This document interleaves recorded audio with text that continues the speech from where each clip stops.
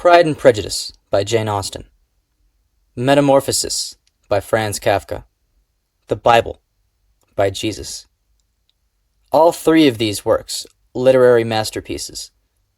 But when compared to the work of my buddy Will, they're all dog shit.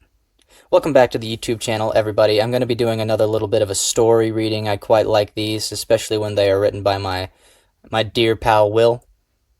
The story I've got in store for you today is called Palantir v. Jeff the Killer. And so we begin. Jeff put down the phone. 5 hours spent scrolling on Instagram Reels, his girl going, and the stink of a molded pile of still damp white hoodies coming from his janky office chair served as a horrific wake-up call. There was action to be taken, and to take it would require effort, something he hadn't put in since his bone-smashing days. Saturn? Data centers? Palantir? Fuck me. It's all connected. They're going to destroy this world. He rose to his feet, putting on his one somehow not completely green... Putting on his one somehow not completely rank neon green hoodie. And I want fucking in! See, in every aspect, this world has failed poor Jeffrey. They wouldn't even take him seriously as a murderer because he was too fat. And when he got skinny, they just called him hot.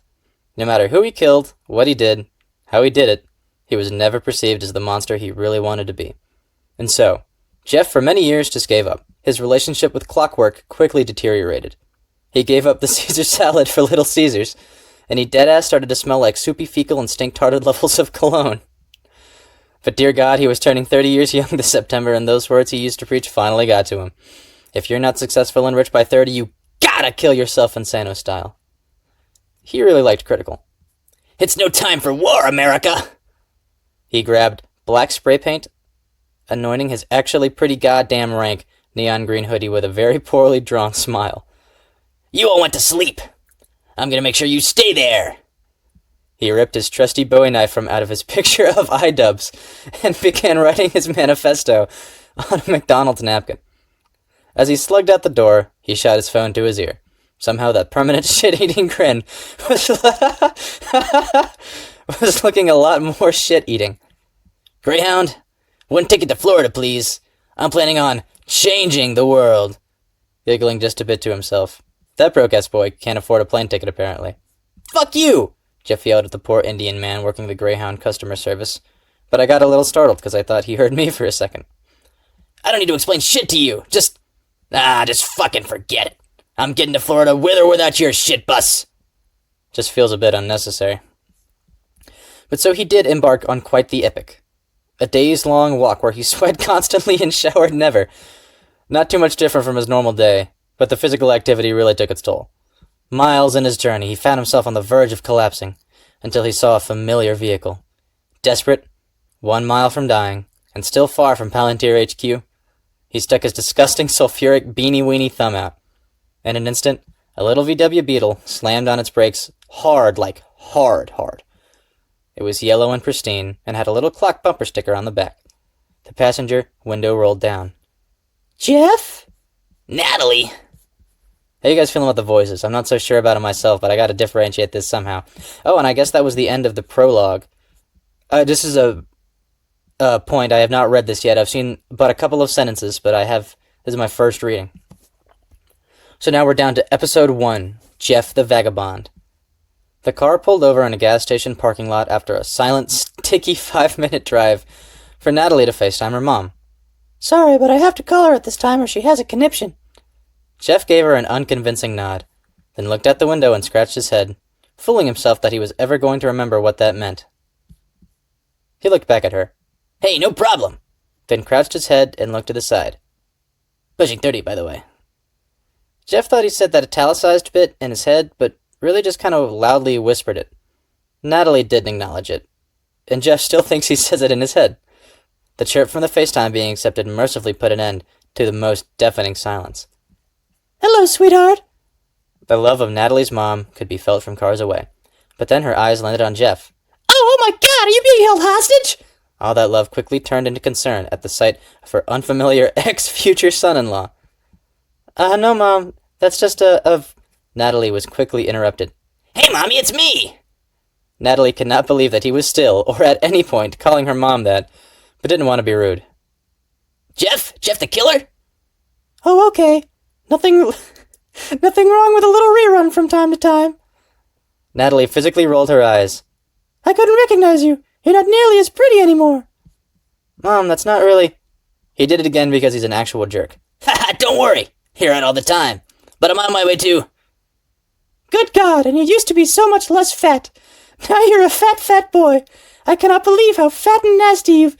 Natalie scrambled to end the FaceTime call with her mother. The dead space in the moments following somehow grew even more painful than the last few. Jeff sure as hell wasn't going to, so she finally broke the ice a bit. God, I'm so sorry. Well, all of this, Jeff. I just didn't think I was going to see you. Like this? Jeff jumped in. Ever. Natalie corrected the real fucking Nostradamus and gave him... Natalie corrected the real fucking Nostradamus and gave him an awkward over-the-cup holder hug. Jeff held on a bit longer than he probably should, but Natalie didn't say that she minded. She minded a little. Finally let go, Natalie took a quick look at her suddenly wetter or perhaps colder hands. They were coated in a mysterious clear substance that was too viscous to be sweat, hardened upon contact with the air, and smelled like yogurt mold. She was just thankful it wasn't yellow. So, what brought you out here? She queried, while looking like a cat with sticky notes on its paws. Jeff struggled to explain for a moment, did the eureka motion with his finger, then started rummaging in his pockets for a note. I can't lie, it's a bit hard to explain in words, but it's probably pretty much what you're thinking. You're homeless and came to your... Am I retarded? You're homeless and came to your only real support system? Natalie responded, subtly wiping her hands on her thighs. Jeff took a pause. That's not quite what he thought she thought. Oh, well, no? Not even he was sure of his answer. Well, actually, kind of. Half right. I always have Mom's house, I'm just... He racks his thoughts to find the right words. I'm on a bit of a mission right now. Fucking nailed, bro. Oh my lord, this isn't one of your get re-relevant quick schemes, is it? She was still wiping the grime from her hands on her thigh, this time a lot more obvious and a lot more desperate. He shook his head and resumed trying to dig the note out of his pocket, pulling out receipts and candy wrappers and leaving them on the shiny car mats. No. It's far, far bigger than that. The unmistakable feel of his shorthand manifesto met his fingers. Ah, here! Give this a read. Jeff handed her his ungodly sweaty but mysteriously stiff letter.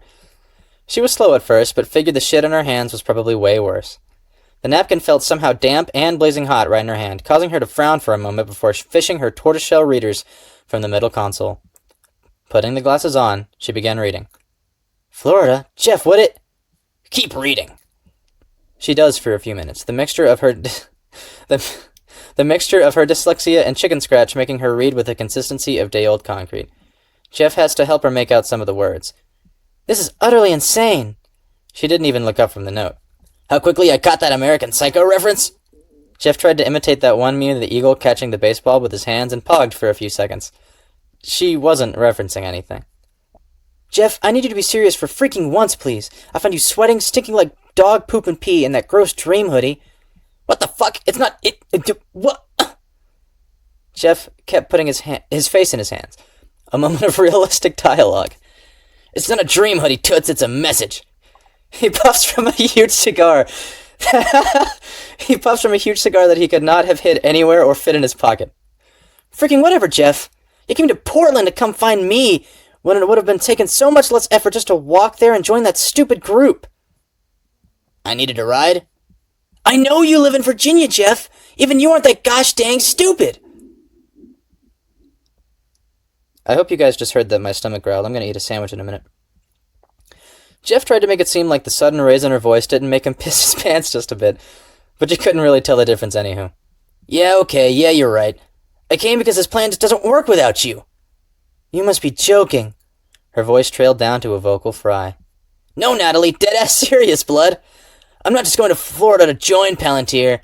I'm going to Florida to become their king, and then the king of the world. But I'm humble enough to admit that I can't do it completely alone. He looked down into the side once more, his hands in the form of a double-barrel gun pointing towards her overhead lights. After all, what's a king without his queen?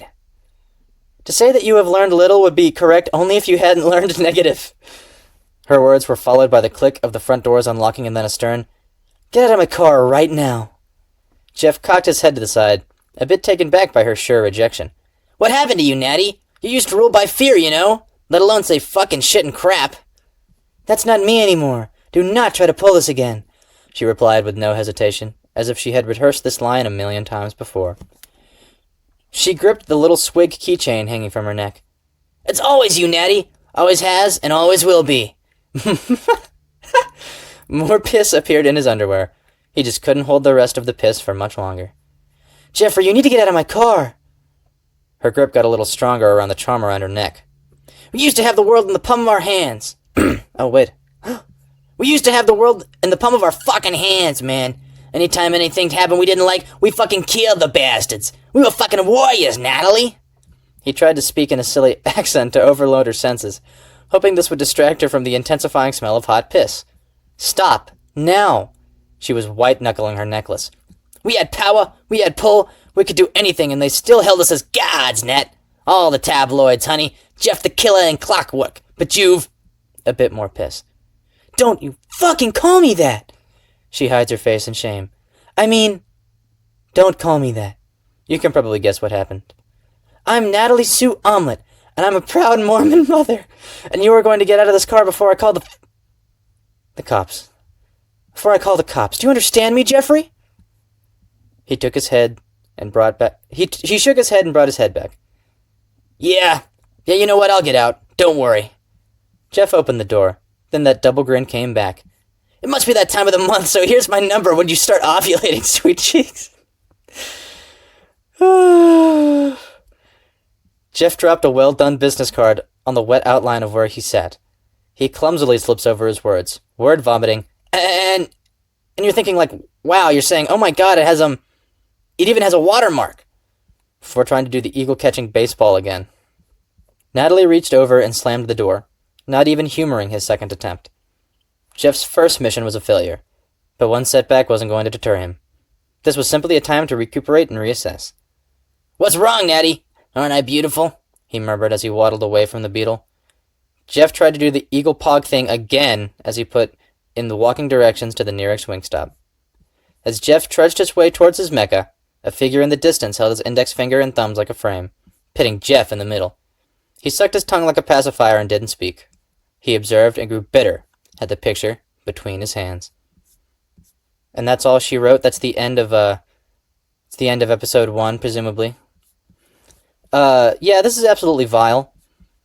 I'm getting big, oh my god, what's that story called? It's the one about the pig. Gross. I'm Googling now.